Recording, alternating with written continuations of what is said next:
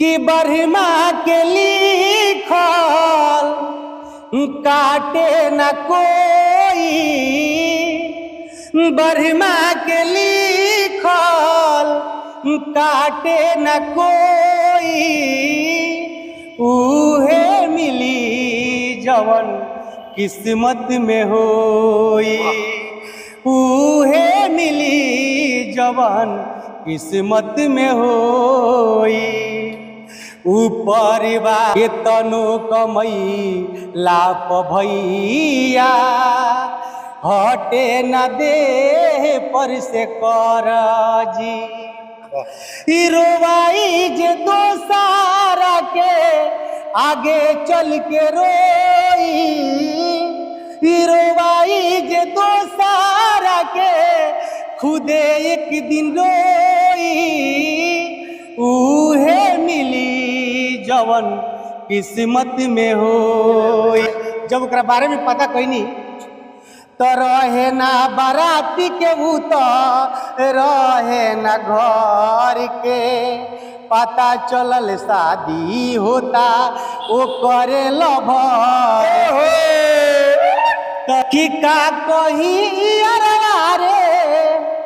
गईनी बारात में खड़ा ये सटे जवे पे रहनी दुल्हा के साथ में, तो एगो सीनी देखनी वो तना भीड़ हाला में, तो एगो सीनी देखनी वो तना भीड़ हाला में, एगो लइका रहे डभ डभ रोवे जयमाला में। एगो गोपालगंज के हॉट कहे जाने वाला ब्लॉक मोड़ गोपालगंज पे जब आए तो एक व्यक्ति से मुलाकात हुआ। ये व्यक्ति जब हम लोगों से मिल करके अपना बात को रखा तो पता चला कि ये आज इस रोड पे है, लेकिन इन्हीं के दोस्त इनके साथ शुरुआत करने वाला आज भोजपुरी के सुपरस्टार बना हुआ है। आज उस सुपरस्टार खेसारी लाल यादव की बात कर रहा हूँ, जो इन्हीं के साथ जीवन को शुरुआत किया, आज सुपरस्टार है। और ये व्यक्ति आज यहाँ पे है, इसका कारण भी एक अभी बता देते हैं, क्योंकि ये फुहर नहीं गाते हैं, वो लोग फुहर गा करके वहां तक गए हैं। आज इनके जुबानी इनकी बात करते हैं। आपका क्या नाम है? जी, मेरा नाम चन्नू चैंपियन है और बात आपके देखने वाले सभी श्रोताओं को कोटि कोटि प्रणाम है। और मैं गाते रहा हूँ शुरू से।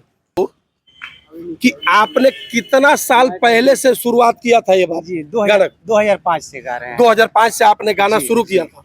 और एक बात बताइए, आप गांव के से बिलोंग करते हैं? जी, गांव से हैं। अच्छा, आप प्योर देहात से हैं? जी जी। भोजपुरी में जो गाना गाने का जो आपके अंदर लालसा आया, ये किसको देखकर गाया था?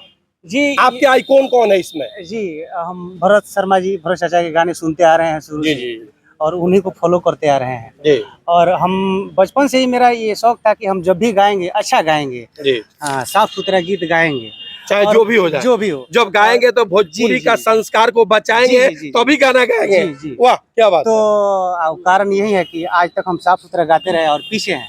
तो उसी गाना को साफ सुथरा गा करके आज आपने हमारे चैनल पर जो इंटरव्यू देने का काम किया है, उस गाना को गाइए जो गोपालगंज के नहीं पूरे धरती के लोग आपके गाना से महक उठे, खिल उठे। जी, अभी हम जो गाना गाए हैं और गाने जा रहे हैं, ये धर्मेंद्र जी हैं, इन्होंने लिखा है इस गीत को। वाह, क्या बात है, क्या बात है धर्मेंद्र जी, क्या बात। ये लिखे हैं कि बरहमा के लिखल काटे न कोई, बरहमा के लिखल काटे न कोई, उहे मिली जवन किस्मत में होई, उहे मिली जवन किस्मत में होई। ऊपर वाला के आगे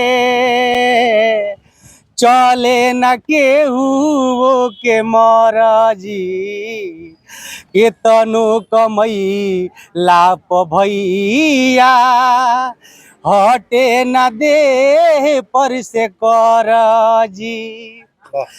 रोवाई जे दोसारा के आगे चल के रोई, रोवाई जे दोसारा के खुदे एक दिन रोई उहे मिली जवन किस्मत में हो। ताली एक बार बजा दीजिए इनके लिए। फिर क्या नाम बताए आप? जी मेरा नाम चन्नू चैंपियन है। अब बताई लोगिन कितना दिल में कोशिश बा, भोजपुरी के इतना बढ़िया से बात रखे वाला कलाकार आज ही तो पाइल बा। आप फुहर गावे वाला स्टूडियो में बेचाइल बा। बाहरे भोजपुरी का जमाना आइल बा। एगो आउरी ऐसा बात रुआ हमनी के गा के सुना दी कि हमनी के दिल एकदम बाग बाग हो जाओ और वो गोपालगंज के लाल बने, ये हमारा विश्वास बा। जी बहुत बहुत धन्यवाद। अथी एगो साफ सुथरा गाना गोले रही हम कि का कहीं यारवा रे गईनी बारात में खड़ा ये सोटे जवे पे रहनी दुल्हा के साथ में तो एगो सीनी देखनी वो तना भीड़ हाला में तो एगो सीनी देखनी वो तना भीड़ हाला में एगो लइका रहे डभ डभ रोवे जय माला में एगो लइका रहे डभ डभ रोवे जय माला में।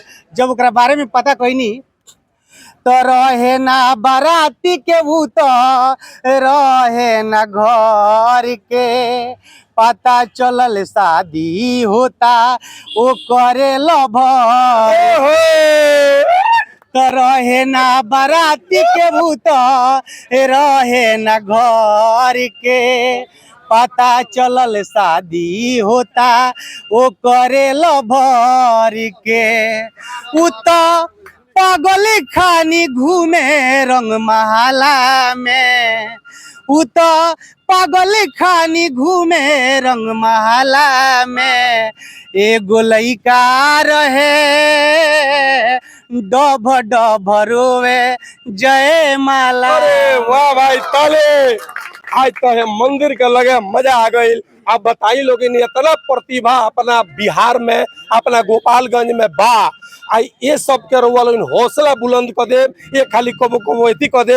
अब लास्ट एगो बात बारुआ से एगो तनी ऐसा गाना गा दी कि पूरा गोपालगंज के लोग रौरा के अपना दिल में बसा ले, बस ऐसा करिए जी। अथी समय एबरा के जौन माहौल चलता तो अश्लीलता के तो भरमार बा, बाकी वही में लोग जे भाई जितना लोग अभी यहाँ भी देखता नहीं, जितना हमारे युवा साथी लोग भाई लोग बा तो ज्यादातर की सैड सॉन्ग लोग पसंद करता। हम ज्यादातर साफ सुथरा सैड सॉन्ग गाइले। एगो गाना हम औरी गौले बनी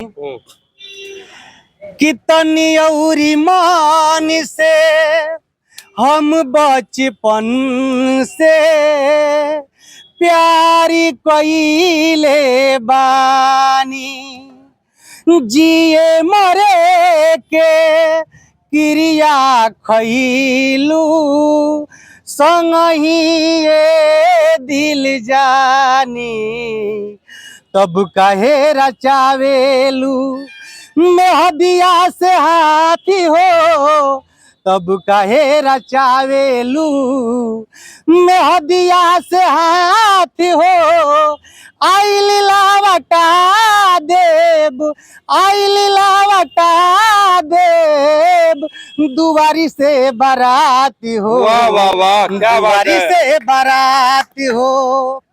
अंतरा बगाना के अच्छा कि गम में तारा बम चली मारो के उड़ा देव कोइले ना हो आशिक कबनो उ के देखा दे कि गम में तारा बम चली मारो के उड़ा देव कोइले ना हो आशिक कबनो उ के देखा देव तो खाए न पाई भात केहू जात पाती हो कि आइल लावटा देव दुआरी से बाराती हो दुआरी से बारात हो। बहुत बहुत धन्यवाद। आप लोग एगो बात बताई गोपालगंज के लड़का ई जौन गीत गौले है कैसा लागल रुआ? बहुत बढ़िया। इनका के हेल्प करे के चाहिए, ऐसा का करे के चाहिए? हेल्प करे के चाहिए, उनका के हौसला बुलंद करे के चाहिए। हाँ चाचा, निमन लागल हो देवता रुआ? बिल्कुल बिल्कुल। हाँ भाई, निमन लागल रुआ? वाह वाह वाह। अब एगो बात जान ली लोगिन कि बहुत सुंदर प्रोग्राम भइल है के, आ हमरो रिक्वेस्ट रही रोल से कि बात आपके चैनल के रुआ सब्सक्राइब कर ली, ओकरा के देखी। और रुआ की है कि चैनल हो जेन्युइन खबर रुआ के देखावल जाला, जमीनी बात देखावल जाला।